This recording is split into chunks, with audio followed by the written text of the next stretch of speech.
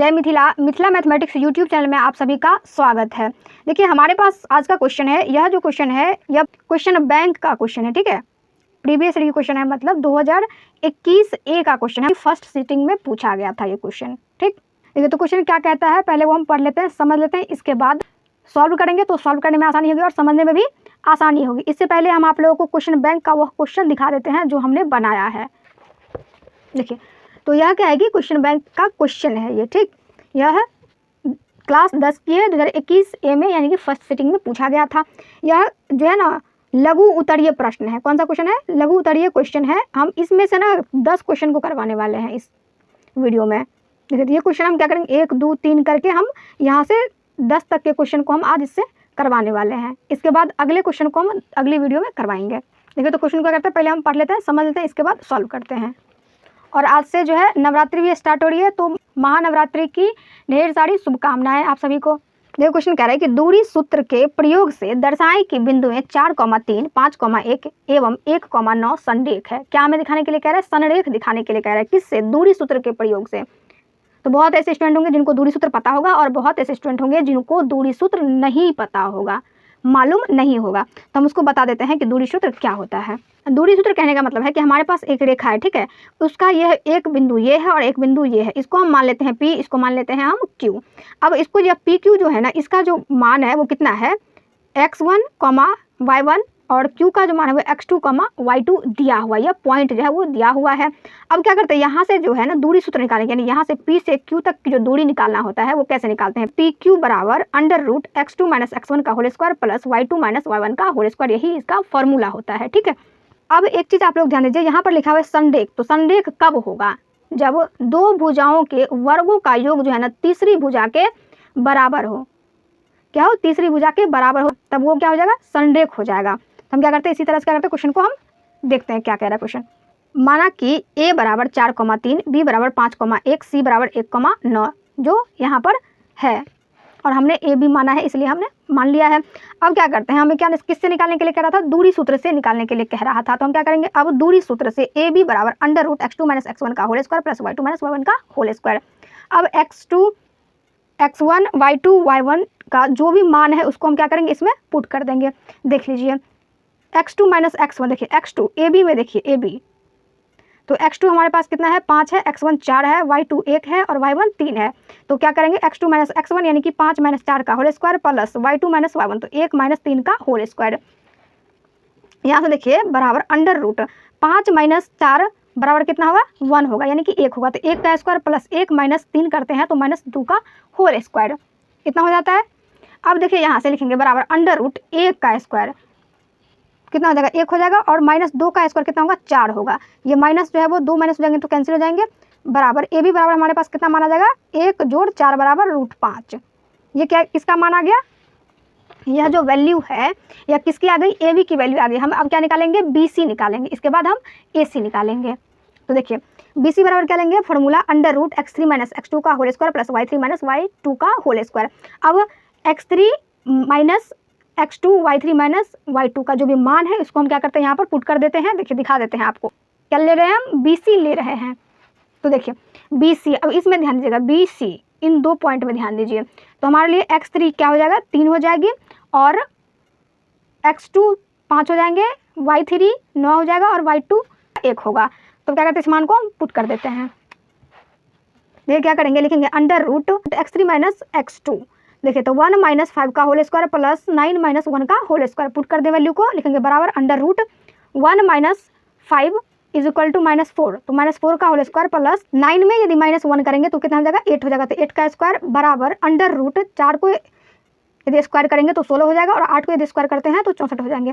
अब 64 और 16 को क्या कर लेंगे, हम जोड़ लेंगे, तो लिखेंगे √80। ठीक है, अब यहाँ से देखिए बराबर 80 को यदि हम रूट से बाहर निकालते हैं तो कितना हो जाएगा, 4 √5 हो जाएगा। देखिए 4 का 16 और 16 पंचे 80, तो निकल गया, ये कितना निकल गया, 4 √5 निकल गया है।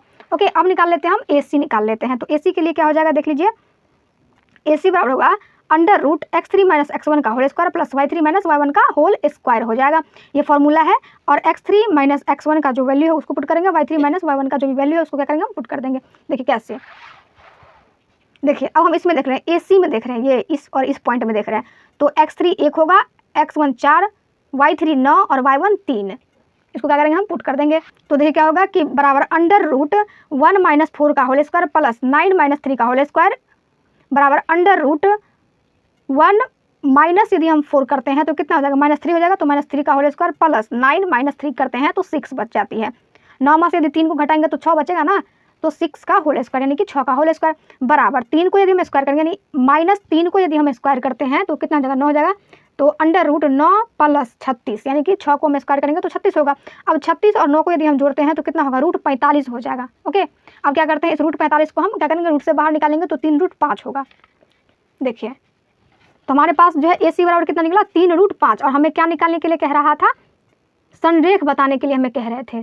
संरेख क्या कहता है कि दो भुजाओं के वर्गों का योग जो है तीसरी भुजा के वर्ग के बराबर हो, तो क्या हो जाएगा, संरेख हो जाएगा। यानी कि देखिए हम लिखेंगे यहाँ पे AB, BC और AC में सबसे बड़ा BC है ना। देखिए AC बराबर कितना है, 3 रूट 5 है, और BC बराबर हमारे पास कितना निकला हुआ था, देख लीजिए कितना निकला हुआ है। देखिए BC बराबर हमारे पास देखिए कितना निकला हुआ है, 4 रूट 5 निकला हुआ है। AB जोड़ AC बराबर BC, क्या लिखेंगे हम, AB जोड़ AC बराबर BC। देख लीजिए तो AB का मान कितना है, रूट 5 है, प्लस AC का मान है 3 रूट 5 बराबर 4 रूट 5। यही संरेख का फॉर्मूला होता है ना, कि दो भुजाओं के वर्गों का योग जो है तीसरी भुजा के वर्ग के बराबर हो।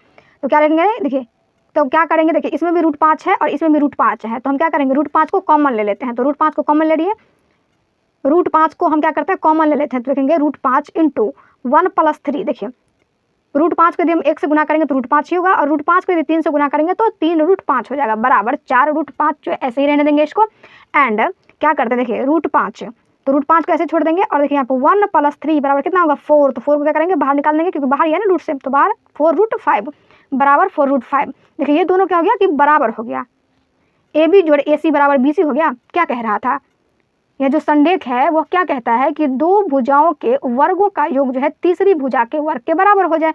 तो दो भुजा के वर्गों का योग देखिए तीसरी भुजा के वर्ग के बराबर हो गया, तो यही क्या है कि संरेख है। तो हम लिखेंगे अतः दिए गए बिंदु संरेख है, प्रूव्ड।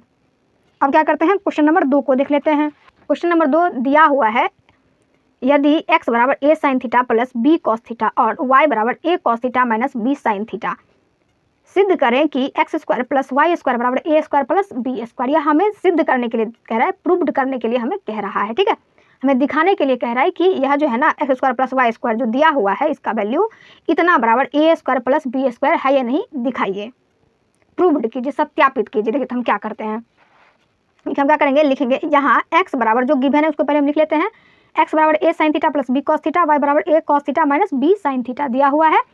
अब हम करेंगे LHS से ले लेते हैं। देखिए इधर से ये क्या है, LHS है, LHS है, और ये क्या है, RHS है ना, LHS RHS। तो हम क्या करते हैं, LHS से ले लेते हैं और RHS को प्रूव्ड कर देते हैं। तो लिखेंगे LHS से x² प्लस y², यह है इतना। अब क्या करते हैं कि x की जो वैल्यू है ना इसमें पुट कर देते हैं, और y की वैल्यू को इसमें पुट कर देते हैं। देखिए x की वैल्यू हमारे पास कितना है, a sin theta plus b cos theta दिया हुआ है, तो हम क्या करेंगे a sin theta plus b cos theta का होल स्क्वायर प्लस, देखिए y का वैल्यू कितना दिया हुआ है, a cos theta minus b sin theta दिया हुआ है, तो लिखेंगे a cos theta minus b sin theta का होल स्क्वायर, है ना। तो हम क्या करते हैं कि यहाँ से एक चीज़ आप लोग अच्छे से ध्यान से देखिए। देखिए यहाँ पर क्वेश्चन क्या है, a sin theta plus b cos theta का होल स्क्वायर, यह फॉर्मूला कहीं का है, देखिए यह फॉर्मूला है a प्लस b का होल स्क्वायर। देखिए जैसे कि a sin थीटा को मान लेते हैं a और b cos थीटा को मान लेते हैं b, तो देखिए a², देखिए क्या होगा, a प्लस b का होल स्क्वायर, और ये क्या है, a माइनस b का होल स्क्वायर। तो a प्लस b का होल स्क्वायर का फॉर्मूला क्या होता है, a² plus 2ab plus b², यही होती है ना। देखिए यहाँ पर जो है फॉर्मूला लिखा हुआ है, यही होता है। तो हम क्या करेंगे, इसको हम लिखेंगे a², तो a² मतलब क्या, a² sin square theta plus b², तो b² cos square theta plus 2ab sin theta into cos theta plus a minus b का स्क्वायर, ये भी क्या होता है, a² minus 2ab plus b² होता है। देखिए क्या लिख लिए, a², तो a² हम किसको माने हैं, a cos थीटा को, लिखेंगे a² cos square theta plus b² किसको माने, इसको माने है ना b sin थीटा को, तो b² sin स्क्वायर थीटा और minus 2ab sin theta into cos theta हो गया। अब क्या करते हैं कि माइनस और प्लस वाले को हम क्या करते हैं, कैंसिल कर देते हैं, काट देते हैं। देखिए तो प्लस यहाँ पर क्या है plus 2ab sin theta into cos theta, और यहाँ पर है minus 2ab sin theta into cos theta. इस दोनों को हम क्या करते हैं कैंसिल कर देते हैं। अब हमारे पास क्या बच जाता है, ये बच जाता है, जो बच जाता है इसको क्या करेंगे हम लिख लेंगे, जो कॉमन आएगा उसको कॉमन ले लेंगे और लिख लेंगे।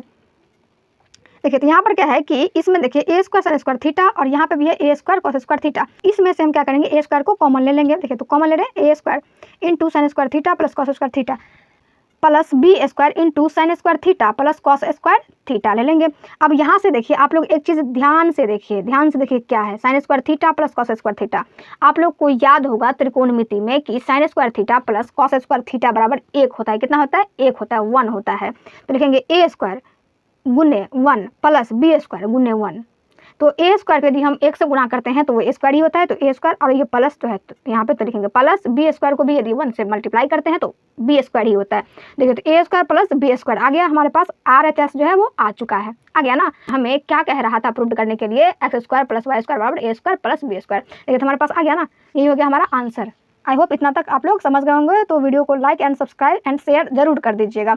एंड अपने जितने भी स्टूडेंट हैं, आपके दोस्त हैं, उन सभी को ये वीडियो शेयर कर दीजिएगा ताकि उनको भी क्वेश्चन बैंक बनाने में आसानी हो जाए, सुविधा हो जाए। देखिए तो हमारे पास अब अगला क्वेश्चन है, क्वेश्चन नंबर 3 लिखेंगे निम्नलिखित बंटन का माध्य ज्ञात करें। हमें क्या ज्ञात करने के लिए कह रहा है, माध्य ज्ञात करने के लिए कह रहा है। तो हम कैसे ज्ञात करेंगे माध्य, माध्य का सूत्र क्या होता है। पहले तो हमें सूत्र पता होना चाहिए, जब तक हमें मैथ बनाते समय हमें सूत्र जो है वो सारा याद होना चाहिए, ठीक है। यदि सूत्र नहीं याद होता है तो हम क्वेश्चन को नहीं बना पाते हैं, क्वेश्चन को बनाना हमें मुश्किल लगता है। इसीलिए यदि क्वेश्चन जैसे कि नहीं बनता है तो समझिए आपको जो है कहीं ना कहीं दिक्कत है। आप सूत्र को याद करिए और जो बेसिक कैलकुलेशन है ना उस पर ध्यान दीजिए, ठीक। तो अभी वक्त है, 3 महीने हैं, आप लोग जो है वो अच्छे से पढ़िए और क्वेश्चन को सॉल्व कीजिए। यही 3 महीने जो है ना आप लोगों को गोल्डन चांस है। नवंबर, दिसंबर और जनवरी इसको क्या करिए कि आप लोग अच्छे से पढ़िए। देखिए तो क्वेश्चन क्या करें, निम्नलिखित तो बंटन का माध्य ज्ञात करें। तो माध्य का जो फॉर्मूला होता है वो क्या होता है, सिग्मा एफ एक्स बटे सिग्मा एफ।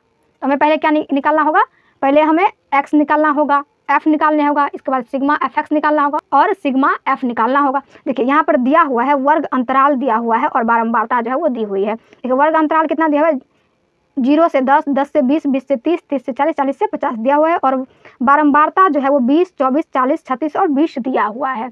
हमें क्या निकालना है, माध्य निकालना है। तो माध्य कैसे निकालेंगे, देखिए हम क्या करते हैं, एक जो है बॉक्स बना लेते हैं। इसमें क्या करते हैं कि पहले वर्ग अंतराल को लिख देते हैं जो गिवन है और बारंबारता को लिख देते हैं। तो वर्ग अंतराल को क्या करिए, लिख लीजिए 0 से 10, 10 से 20, 20 से 30, 30 से 40, 40 से 50 और बारंबारता जो गिवन है वही लिख लिया 20, 24, 40, 36, 20। अब क्या करते हैं कि इन सभी को हम क्या करते हैं कि ये जो गिवन है ना इन सभी को हम क्या करते हैं लिख लिए। अब क्या करते हैं हम कि x की वैल्यू निकालते हैं। इसके बाद जो है f गुने x की वैल्यू को निकालेंगे। तो हम क्या करते हैं, पहले x की वैल्यू निकाल लेते हैं। x की वैल्यू कैसे निकाला जाता है, x की वैल्यू निकाला जाता है कि ऊपरी संख्या जोड़ निचली संख्या बट्टे 2। ऊपरी संख्या कहने का मतलब है 0, निचली संख्या कहने का मतलब है 10 बट्टे 2। देखिए 0 प्लस 10 बट्टे 2 बराबर कितना होगा, 5 होगा ना। और देखिए दूसरा क्या है, 10 जोड़ 20, पहली संख्या जोड़ दूसरी संख्या बट्टे 2। तो 10 जोड़ 20 बराबर 30, अब बट्टा 2 यानी कि 15 आ जाएगा। 20 जोड़ 30 है तो 50 होगा, 50 बट्टा 2 यानी कि 25।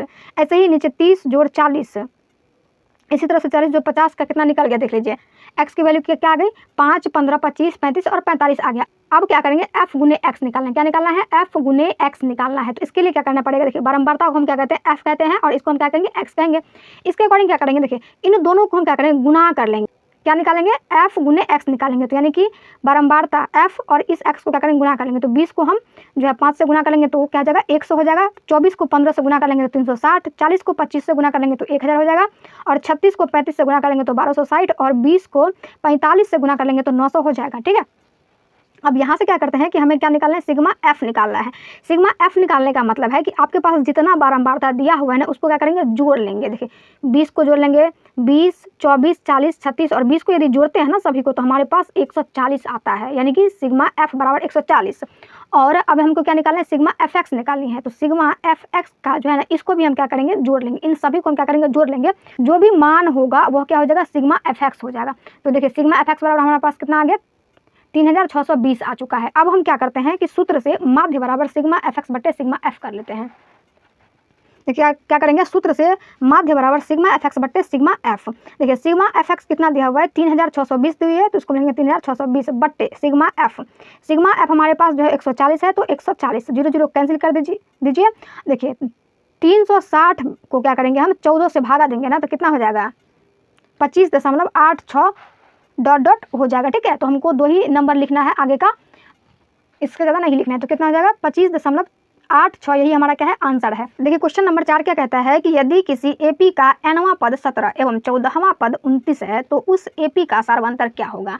यानी कह रहा है, अच्छे समझे क्या कह रहे हैं, यानी कि सार्वअंतर निकालने के लिए हमें कह रहा है। देखिए यहाँ पे स्पष्ट है कि सार्वअंतर क्या होगा, क्या होगा मतलब सार्वअंतर ही निकालना है। जैसे कि देखिए क्या करें, यदि एपी का 8वां पद, वां पद कहने का मतलब है कि TNवां पद, क्या करें TNवां पद, यानी कि वां पद है 8वां पद 17 एवं 14वां पद 29 है। वां पद के मतलब 14वां मतलब कि T14 बराबर 29 है और T8 बराबर 17 दिया हुआ है। ठीक है, और इसके बाद क्या कह रहा है कि है तो उस एपी का सार्वअंतर क्या होगा, यानी कि डी क्या होगा, इसको हमें ज्ञात करने के लिए कह रहा है। तो हम लिखेंगे माना कि एपी का पहला पद बराबर ए और सार्वअंतर बराबर डी, यही मानते हैं ना। लिखेंगे प्रश्न से, अब देखिए यहाँ पर हम प्रश्न से क्या है 8वां पद बराबर 17, 8वां पद मतलब कि T8 बराबर कितना दिया हुआ है 17 दिया हुआ है। तो हम क्या करेंगे कि T8 बराबर क्या लिखेंगे, यानी कि आपको TN का फॉर्मूला पता होगा कि A + n - 1 × D होता है।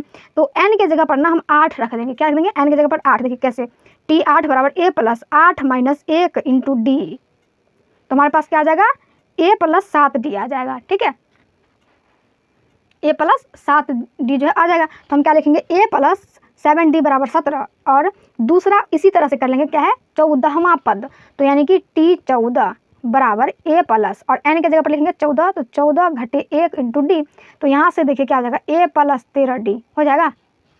इसी को क्या करेंगे, इसको समीकरण 1 मान लेंगे, A + 13D बराबर 29 को समीकरण 2 मान लेंगे। अब क्या करेंगे, समीकरण 2 में से 1 को घटा देंगे, समीकरण 2 में से 1 को क्या करेंगे हम घटा लेंगे।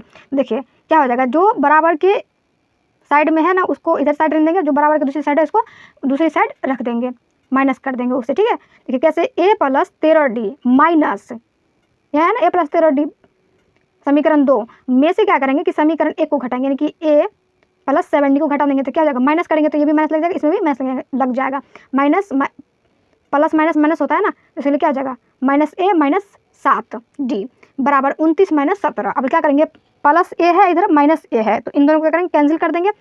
हमारे पास क्या बच जाती है 13 - 7, तो कितना हो जाएगा 6D हो गया बराबर 29 में से यदि 17 को घटाएंगे तो 12 हो जाएगा। ठीक है, कितना हो जाएगा 12 हो जाएगा, तो D बराबर 12/6, यदि 6 से हम 12 को काटते हैं तो 2 जाएगा 6 दूना 12, इसीलिए D बराबर 2, यही हमारा क्या है आंसर है। इतना तक आप लोग समझ गए होंगे, आई होप, आशा करते हैं कि आप लोग इसको समझ गए होंगे। अब तक यदि आप लोग चैनल को सब्सक्राइब नहीं किए हैं तो प्लीज़ जाके सब्सक्राइब कर दीजिए, ताकि मैं रोजाना जो वीडियो बनाऊंगी ना वो आप तक सबसे पहले पहुंच जाए और आपको पढ़ाई करने में हेल्प मिल सके। देखिए अब क्या करते हैं, इस क्वेश्चन को देख लीजिए, क्वेश्चन नंबर 5 है। क्वेश्चन नंबर 5 क्या कहता है उसको हम देख लेते हैं। तो क्वेश्चन नंबर 5 क्या कर रहा है, यूक्लिड विभाजन एल्गोरिथम के प्रयोग से 255 एवं 867 का मौसो निकाले। यानी कह रहा है यूक्लिड विभाजन एल्गोरिथम की सहायता से प्रयोग से कितने को 255 एवं 867 का मौसो यानी कि HCF निकालने के लिए कह रहा है। तो यूक्लिड विभाजन एल्गोरिथम कहने का अर्थ है कि जब तक हम इसको भाग देते रहेंगे, यानी कि 867 को 225 के अकॉर्डिंग भागा देते रहेंगे जब तक कि शेषफल 0 ना आ जाए।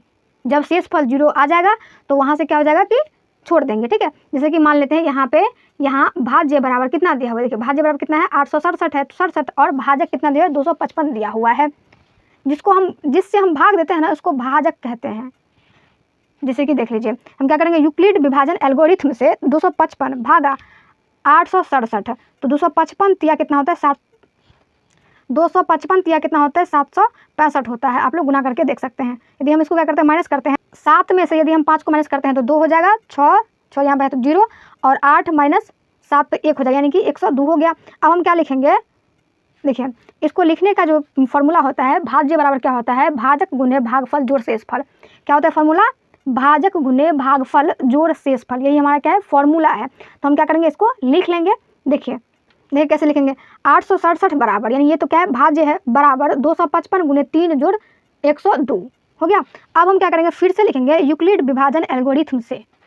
हमारे पास जो 102 जो शेषफल बचा हुआ है ना, उससे हम क्या करेंगे 255 को भाग देंगे। देखिए कैसे, देखिए 102 भागा 255, ठीक है। तो 102 दूना 204 होता है, हमारे पास कितना बचेगा 51 बच जाएगा। इसे इसको घटाएंगे तो 255 बराबर हम क्या कर लिखेंगे, भाजक गुने भागफल जो शेषफल, तो कितना है भाजक बराबर 102 है गुने भागफल हमारे पास कितना है 2 दिया हुआ है प्लस शेषफल, शेषफल कितना है 51 है, तो 51। अब हम लिखेंगे यूक्लिड विभाजन एल्गोरिथम से, क्योंकि हमें अभी भी जो है शेषफल 0 नहीं मिला है, इसके लिए हम क्या कर रहे हैं इसी तरह से लिखते जा रहे हैं। अब क्या करें 51, यह जो शेषफल बचा हुआ है ना, शेषफल से ही हमें भागा देना होता है, 102 में दे रहे हैं तो 51 दूना 102। अब क्या हो गया, ये 0 हो गया, कट गया तो 0 हो गया। अब हम क्या लिखेंगे, देखिए क्या लिख रहे हैं, लिखेंगे 102 बराबर 51 गुने 2 जोड़ 0, यही है ना, भाजक गुने भागफल जोड़ शेषफल, तो हम लिख लिए इसको।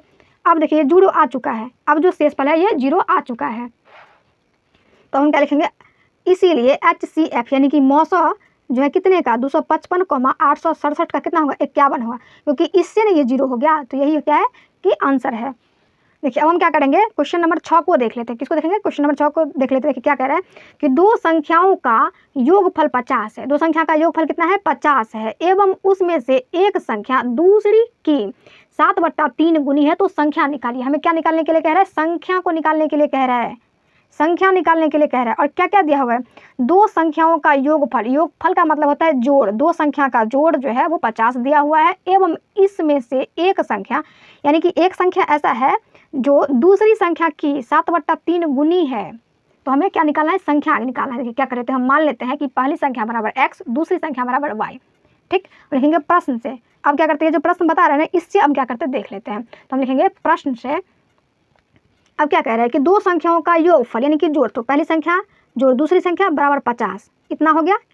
अब कह रहा है कि उसमें से एक संख्या दूसरी की 7/3 गुनी है, तो यानी कि x बराबर पहली संख्या की ना दूसरी संख्या, तो x बराबर y गुने y क्या है, दूसरी संख्या है, तो दूसरी संख्या की 7/3, तो दूसरी संख्या y गुने 7/3। इतना आई होप आप लोग समझ गए। आप लिखेंगे आगे। देखिए तो यहाँ से क्या करते हैं, जो क्या था, अब जो यह जो संख्या थी ना y गुने 7/3, उसको क्या करते हैं बराबर के दूसरी तरफ लेके आ जाते हैं, तो क्या जाएगा x माइनस वाई गुने 7/3 बराबर 0, इसको मान लेंगे समीकरण 2। अब क्या करते हैं, समीकरण 1 घटे समीकरण 2 कर लेते हैं, ठीक है। समीकरण 1 घटे समीकरण 2 कर लेते हैं। तो देखिए समीकरण 1 कितना था, x प्लस वाई बराबर 50 दिया हुआ था ना, तो जो चर पद है उसको इधर लिख देते हैं और अचर पद को दूसरी साइड लिख देते हैं। तो x plus y minus x, और ये माइनस माइनस मिलकर क्या हो जाएगा प्लस होगा, तो प्लस वाई गुने 7/3 बराबर 50 माइनस 0। अब देखिए यहाँ पे क्या है कि x प्लस है, यहाँ पर x माइनस है, दोनों को क्या करेंगे कैंसिल कर देंगे, काट देंगे। अब हमारे पास जो बच जाती है ना, देखिए क्या बच जाती है, y प्लस वाई गुने 7/3 बराबर 50 बच जाता है। अब यहाँ से देखिए क्या कर लेते हैं, या लिखेंगे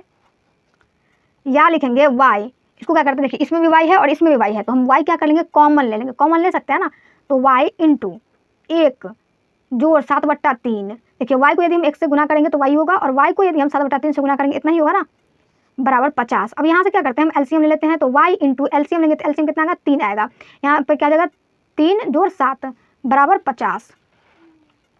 देखिए तो अब लिखेंगे y बराबर 10/3 बराबर 50 होगा ना। अब लिखेंगे y बराबर यह जो 10/3 है ना, इसको क्या करते हैं नीचे लेके चले आते हैं, तो y बराबर लिखेंगे 50/10, ऊपर लगा नीचे आ जाएगा, और नीचे वाला क्या जाएगा ऊपर चला गया, देखिए गुना में लिख लिया 3।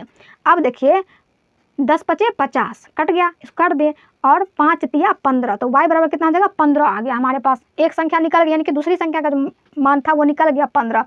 अब क्या कर लेते हैं, यह जो 15 है ना, जो इसको क्या करते हैं किसी समीकरण यानी कि इस समीकरण या तो 1 में पुट कर देंगे या तो समीकरण 2 में y की वैल्यू को पुट कर देंगे, ठीक। तो हमें x का मान निकल जाएगा। ये तो हम क्या करते हैं, समीकरण 1 में y का मान 15 रख लेते हैं, ठीक है। तो यदि हम y का मान यानी कि समीकरण 1 क्या था, यही है ना x प्लस वाई बराबर 50, ये ना समीकरण 1, तो क्या कर लेते हैं कि x प्लस वाई की जगह पर 15 बराबर 50। देखिए x बराबर क्या हो जाएगा 50 घटे 15 हो जाएगा ना, ये प्लस में है तो बराबर के दूसरी साइड जगह क्या हो जाएगा माइनस हो जाएगा, तो -15।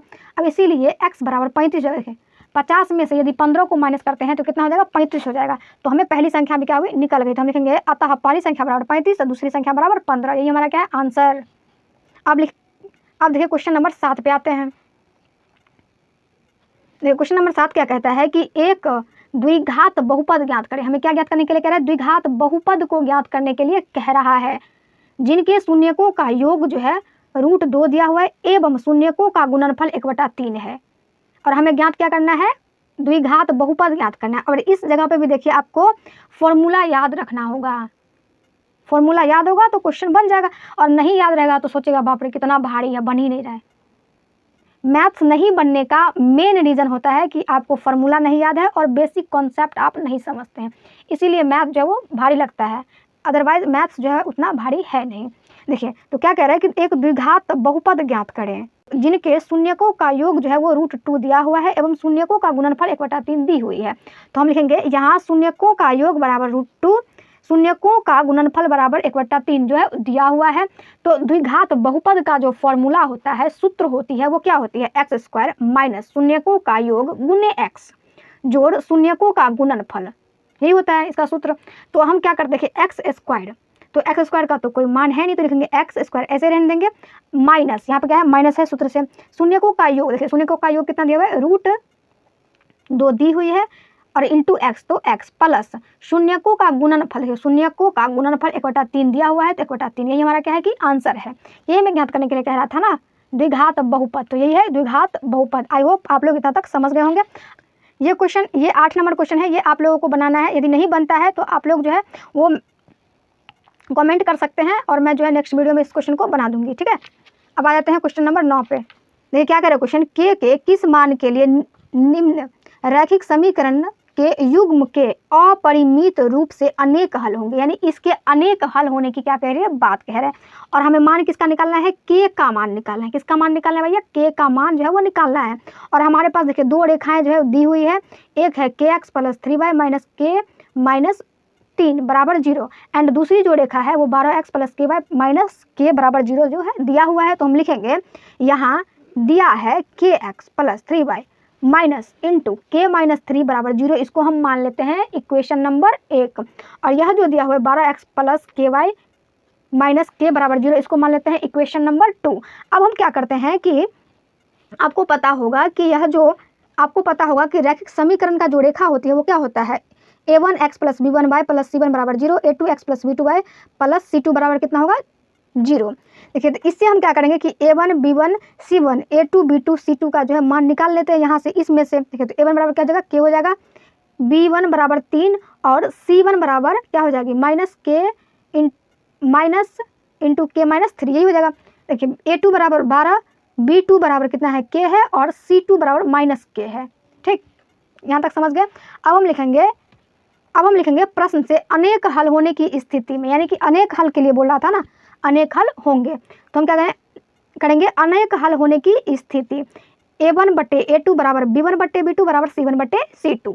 अब यहाँ से देखिए क्या करते हैं कि a1/a2, a1 का जो मान है वो कितना दिया हुआ है, k दिया हुआ है बट्टे a2, a2 बराबर 12 दिया हुआ है बराबर b1/b2, b1 देखिए 3 दिया हुआ है बट्टे b2 k दिया हुआ है बराबर c1/c2, c1 जो है माइनस इंटू के माइनस 3 है तो -k-3 बट्टे c2 हमारे पास कितना है, -k दिया हुआ है तो -k, इस माइनस और इस माइनस को क्या करते हैं हम कैंसिल कर देते हैं। अब हम क्या ले लेते हैं, हमें किसका वैल्यू निकालना है, k का वैल्यू निकालना है। तो हम क्या कर लेते हैं, या तो इससे इसको कंपेयर कर लेते हैं या तो इससे इसको ले लेते हैं, यानी कि या तो इन दोनों को ले लेते हैं और या इन दोनों को ले लेते हैं। तो किसी को भी लेंगे ना एक साथ तो k का मान जो वो निकल जाएगा। देखिए क्या करते हैं हम, ये क्या कह रहे हैं कि k/12 बराबर k-3/k, तो k² बराबर 12k-36, यही होगा ना। देखिए कोना कोनी गुना कर लेते हैं, क्रॉस मल्टीप्लिकेशन।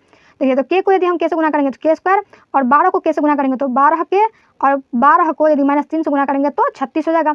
या k² माइनस, अब इसको क्या करते हैं बराबर के दूसरी तरफ लेके चले आते हैं, तो जो प्लस वाला है वो माइनस हो जाएगा, जो माइनस वाला है वो प्लस हो जाएगा।